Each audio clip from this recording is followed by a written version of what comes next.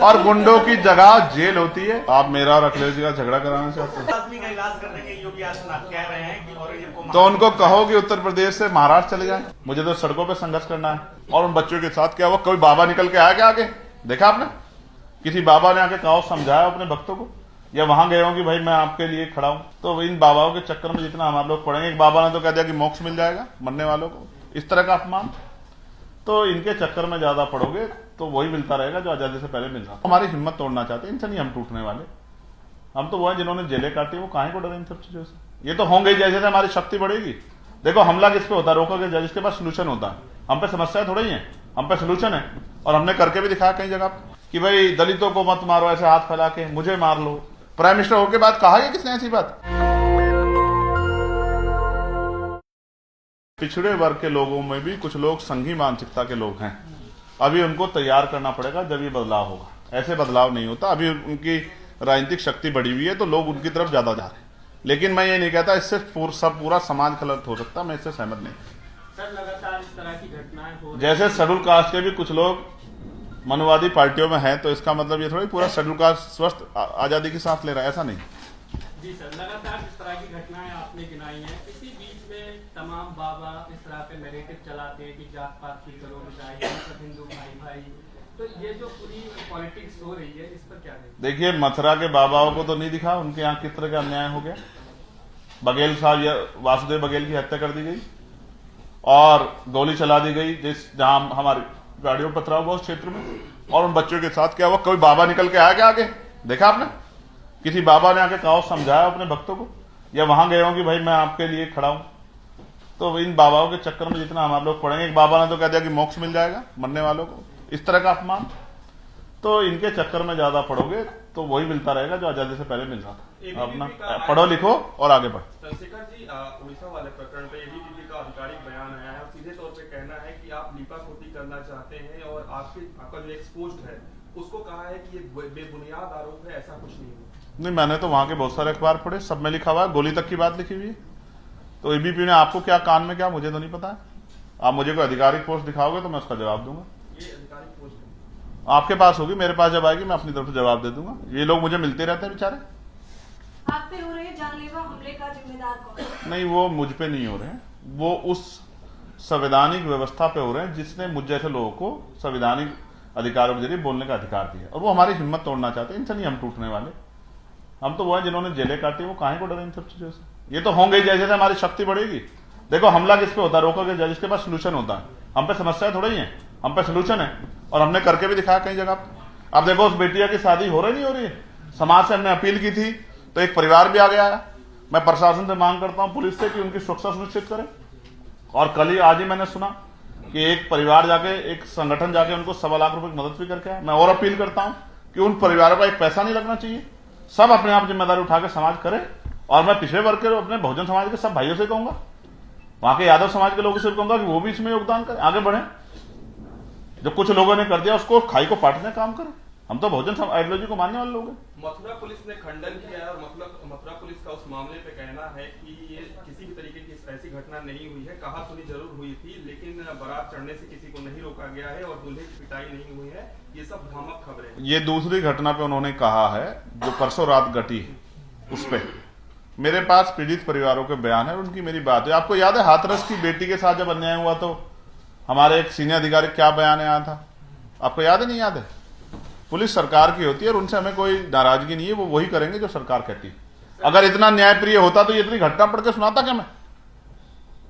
आप बताओ ना, अगर इतना न्यायप्रिय सिस्टम होता कि वो हर व्यक्ति को बोझ कर रहा होता, कानूनी कार्रवाई कर रहा होता, तो फिर ये होता क्या? हमने तो इस देश में बहुत कुछ देखा है भाई, हम तो रोज घटनाओं को देखते हैं। फिर बुलेट चलाने पे हाथ कटते क्या? तो पुलिस से मेरी शिकायत नहीं है। नाराजगी उस दिन इस बात की थी कि अगर पुलिस के रहते हमले हो रहे हैं तो फिर पुलिस के लिए चिंता है। आप ये भी जानो कि पुलिस हमसे कह रही है इस रास्ते से मत जाओ, यानी कि उनको भी विश्वास है कि इस रास्ते जाएंगे नुकसान हो सकता है। सर जैसे एक पॉलिटिकल सवाल है कि बसपा प्रमुख मायावती ने पहले आकाश के ससुर को हटाया, फिर आकाश को दायित्व से मुक्त किया, अब अपने भाई को जो नेशनल कोऑर्डिनेटर आनंद कुमार को बनाया था उनको भी पद से मुक्त कर दिया है नेशनल कोऑर्डिनेटर के पद से। क्या कहेंगे इस पे आप? भाई आप फिर मुझसे कहोगे कि यार मैं उनके खिलाफ इस तरह की बातें, मैं तो बोलता ही नहीं, मैं तो मना करता हूं कि भाई ठीक है, मगर वो हमारे आदरणीय नेता है। अब उन्होंने ये दूसरा निर्णय आप बता रहे हैं, मुझे तो नहीं पता है। कर दिया क्या? 1 घंटे पहले आई। भाई बहन जी क्या करती क्या नहीं करती ये तो आप और मैं जान ही नहीं सकते ना। चंद्रशेखर भाई वो बड़ी नेता है, उनके देखो उनके कार्यों पे या उनके जो उन्होंने हस्तक्षेप करना मेरा काम नहीं है। लेकिन आप ये सोचो आज के समय में जहां एक एक नेता बड़ी मुश्किल तैयार होता है, वहां इस तरह की लाइन लगाना, कोई जुड़ रहा है क्या उनकी पार्टी से? देखा आपने? कोई एक भर्ती दिखा दो, कोई मजबूत आदमी जुड़ा, और जो है उसको भी निकाल रहे हैं। तो रास्ता क्लियर कर रहे हैं। ये भी लड़ाई वो तो कह रहे हैं कि आजाद समाज पार्टी को लड़नी है अब लड़ाई, वो मैदान में है और हम लोग मैदान में हैं। तो मैं तो धन्यवाद दूंगा बहन जी का जो निर्णय है वो अपने आप सोच के लिया, अपनी पार्टी हित को सोच के लिया। हम तो बहन जी के निर्णय के उनके सम्मान के साथ खड़े हैं। सर वहाँ पर अधिकार की आप बात करें कि सबको दिलाना चाहते हैं, तो हम देख रहे हैं कि बोधगया में क्या कुछ हो रहा है। तो आजाद समाज पार्टी जो है वो किस तरीके से समर्थन उनका 4 दिन पहले हमारे राष्ट्रीय अध्यक्ष जी वहां गए और उनसे कहा, क्योंकि अक्सर ऐसा होता है कि जब आंदोलन में कोई चला जाता है तो वो अपनी तरीके से आंदोलन चलाना चाहता है। हमने उनसे कहा जिस तरह आप चलाना चाहते हो, जहां आप हमारी मदद चाहते हो, क्योंकि मुझे तो जाके वहां नहीं बैठना है, मुझे तो सड़कों पर संघर्ष करना है। मैंने तो अपने लोगों को पार्लियामेंट की तरफ चलने कहा, असेंबली की तरफ चलने कहा। तो जो भी उनका आदेश होगा हम उनके साथ खड़े। सर मेरा एक सवाल है, जैसे शादियों का सीजन शुरू होता है दलित दूल्हे निशाने पर रहते हैं कि घोड़ी पर ना चढ़े, क्या उन लोगों ने घोड़ी को कोऑपरेट करवा रखा है या आपको कोऑपरेट करवाने की जरूरत है घोड़ी? देखो भाई ऐसा है, इस पे मैं इतना ही कह सकता हूं कि अब क्या तो दलित शादी करना बंद कर दें, या बंद अगर नहीं कर सकते तो घोड़ी पे चढ़े तो हिम्मत करके चलें, ठीक है। और एडमिनिस्ट्रेशन पुलिस को भी इन बातों पर ध्यान देना चाहिए कि ऐसे लोग जो हैं बहुत बड़ी घटना को अंजाम दे सकते हैं जो इस तरह की चीजें कर रहे हैं। एक बहुत बड़ा सांप्रदायिक तनाव हो सकता है, सामाजिक तनाव हो सकता है। मैं इन सब चीजों से सहमत नहीं। जो मैं फिर कहूंगा, हम तो चाहते हैं सारी जाति धर्मों के लोग वो समता के मार्ग पे आए। हमारी किसी जाति से किसी धर्म से कोई लड़ाई नहीं, लेकिन अभी सब लोग समता के मार्ग पे नहीं, तो हम कोशिश कर रहे हैं कि सब लोग समता के मार्ग पे आए। कुछ पार्टियां एक हाथ में बाबा साहब की फोटो लेके, एक हाथ में संविधान लेके नारे लगाती हैं, बात करती हैं, यात्रा निकालते हैं, लेकिन बाबा साहब और संविधान मानने वाले लोगों पर जब अत्याचार होता है तो ना कोई बयान आता है, ना कोई यात्रा। भाई जिनका राजनीतिक रिश्ता है वो राजनीतिक बात करेंगे। भाषण तो मोदी जी से बढ़िया कोई देता नहीं होगा। भाषण तो इतना अच्छा देते हैं हमारे प्राइम मिनिस्टर, आदरणीय हमारे प्रधानमंत्री जी से अच्छा। तो उन्होंने तो क्या दिया, ये तो कोई कह भी नहीं पाएगा कि भाई दलितों को मत मारो ऐसे हाथ फैला के, मुझे मार लो। इससे बड़ा किसने कहा है कि आज तक प्राइम मिनिस्टर होने को? एक मिनट सुनो, प्राइम मिनिस्टर होने के बाद कहा है किसने ऐसी बात? तो अगर भाषणों पे जाओगे और भाषणों के अंदर खोके रह जाओगे फिर तो वही मिलेगा जो मिलता है। भाषणों से ज्यादा उनके जो कार्य हैं और वो जो लीडरशिप और जिस तरह के अवसर देते हैं उसको भी ध्यान रखना पड़ेगा। पर अत्याचार होता है, अखिलेश यादव सामने आ जाते हैं, लेकिन जब दलितों को मारा जाता है अखिलेश यादव कोई विरोधी है, तो कोई अधिकारी। आप मेरा और अखिलेश जी का झगड़ा कराना चाहते हैं? मैं आपको याद दिलाता हूं, मैं नहीं झगड़ा करना चाहता। वो करना चाहता है कर ले। मैं आपको बस बताना चाहता हूं, मैं कहना नहीं चाहता था। चंदौली में घटना हुई थी जिसमें एक बेटी की जान गई थी जो यादव समाज से थी। मैं यादव समाज को बहुजन समाज का हिस्सा मानता हूं। मैं तो अंतिम शोषित को भी बहुजन समाज का हिस्सा मानता हूं। सामान्य जाति में भी जिन महिलाओं पे शोषण या जिन पे गरीबी या इस तरह जो परेशान है उनको भी मैं बहुजन समाज का हिस्सा मानता हूं।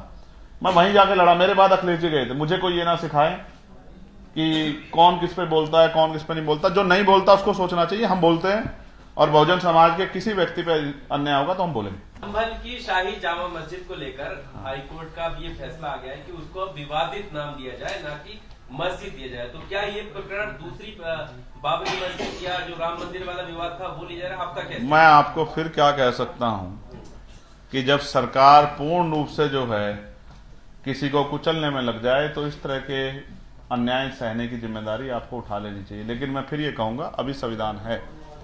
अगर ये हाईकोर्ट का बयान है तो अभी सुप्रीम कोर्ट है। हम सुप्रीम कोर्ट में हमारे साथी जो प्रयास कर रहे हैं वो सुप्रीम कोर्ट में भी जाएंगे, मुझे विश्वास है। और अगर वहां से न्याय नहीं मिलेगा तो मुझे लगता है सुप्रीम कोर्ट से न्याय मिलेगा। और बाकी संघर्ष का रास्ता हमें नहीं छोड़ना चाहिए। मैं आपको फिर कहूंगा, यहाँ वर्शिप एक्ट है, सब कुछ है, लेकिन लागू कराने के लिए बाबा साहब अम्बेडकर ने भी कहा था, आपको याद है संविधान को सौंपते हुए, संविधान कितना भी अच्छा क्यों ना हो, चलाने वाले हाथ अच्छे नहीं होंगे, उनकी नीति अच्छी नहीं होगी, उनकी नीयत अच्छी नहीं होगी तो अंत संविधान बुरा साबित होगा। यहाँ तो पूरी सरकार कमजोर वर्गों के खिलाफ खड़ी है, उनकी आस्था के खिलाफ खड़ी है। इसके बाद तो कुछ सोचने को है ही नहीं। जब मुख्यमंत्री ऐसे शब्द कहें, वही बयान जो एक जस्टिस जो है हाईकोर्ट के जिन्होंने वो शब्द का यूज किया था, आपको याद नहीं याद है? लगभग मेरे जैसा ही नाम है उन जस्टिस का, शेखर यादव। याद है नहीं याद है? और वही बयान मुख्यमंत्री, देखिए कितनी आइडियोलॉजी मिलती है। तो आप समझो कि जब इस तरह की आइडियोलॉजी मिलने लग जाए तो फिर सर लगातार हिंदू राष्ट्र की बात कही जा रही है और दूसरी तरफ देखें तो दलितों पे अत्याचार बढ़ता ही जा रहा है, इसको कैसे देख रहे हैं? और मैं तो इस पे ही तो मैंने बात रखी है। आबू आदमी का इलाज करने के योगी आदित्यनाथ कह रहे हैं कि औरंगजेब को तो उनको कहो कि उत्तर प्रदेश से महाराष्ट्र चले जाए। सर आखिरी सवाल मेरा, सर आपने कहा जातिवादी गुंडे, नया शब्द आपने बता दिया है, वो अखबार वाले लिखते हैं दबंग। ये दबंग जो नया शब्द आया है, इसको किस तरह देखते हैं आप? दबंग कुछ नहीं है। देखिए दबंग वबंग कुछ नहीं है। जो जैसा अपराध करेगा उसको वैसा इनाम दिया जाएगा। जो जाति के आधार पर अन्याय करेगा वो जातिवादी गुंडा, जो सामंती विचारधारा के अनुसार अन्याय करेगा, लोगों को डराने धमकाने का, वो सामंती गुंडा है। और जो धार्मिक आधार पर अन्याय करेगा वो धार्मिक गुंडा। और गुंडों की जगह जेल होती है। हिंदी मीडिया दबंग लिख रही है उनको सर। अब हिंदी मीडिया से आप लड़ लो। चलो धन्यवाद आप सब लोगों का, बहुत शुक्रिया। नेशनल दस्तक की आपसे गुजारिश है कि अगर इसको बचाना चाहते हैं तो नेशनल दस्तक को सब्सक्राइब करने के लिए रेड कलर के सब्सक्राइब बटन को दबाएं, फिर बेल आइकन की घंटी दबाएं। नेशनल दस्तक को बचाने के लिए बहुत जरूरी है कि हर खबर को शेयर करें, लाइक करें, कमेंट जरूर करें।